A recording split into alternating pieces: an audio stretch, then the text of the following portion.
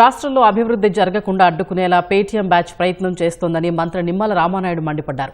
పశ్చిమ గోదావరి జిల్లా పాలకొల్లు నియోజకవర్గంలో 3.47 కోట్ల రూపాయలతో పలు అభివృద్ధి పనులకు ఆయన శంకుస్థాపనలు చేశారు.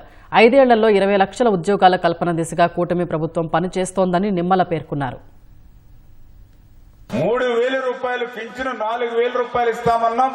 పెంచినటువంటి పింఛను గత 3 నెలలతో కలిపి 7,000 రూపాయలు ఆ యొక్క వృద్ధులకి వితంతువులకి, 3,000 రూపాయలు ఉన్నటువంటి దివ్యాంగుల పింఛన్ని 6,000 రూపాయలకి పెంచి వాళ్ళ గడప దగ్గర ఇచ్చేటువంటి సంక్షేమ కార్యక్రమంతో మన పరిపాలన ప్రారంభమైంది.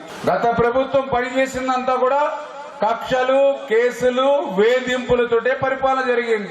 అంటే రేపు అధికారంలోకి రావాలని అంటే మేము ఇచ్చేటువంటి అభివృద్ధి కంటే ఎక్కువ ఇస్తాం, మేము ఇచ్చేటువంటి సంక్షేమం కంటే ఎక్కువ ఇస్తామని చెబితే అర్థం ఉంటుంది. కానీ రేపు 29లో మేము వచ్చిన తర్వాత గంగమ్మ జాతరలో పొట్టేళ్లు నరికినట్టుగా నరుక్కుంటా పోతావంటే ఆ రక్తంలో నువ్వు కొట్టుకుపోతావు.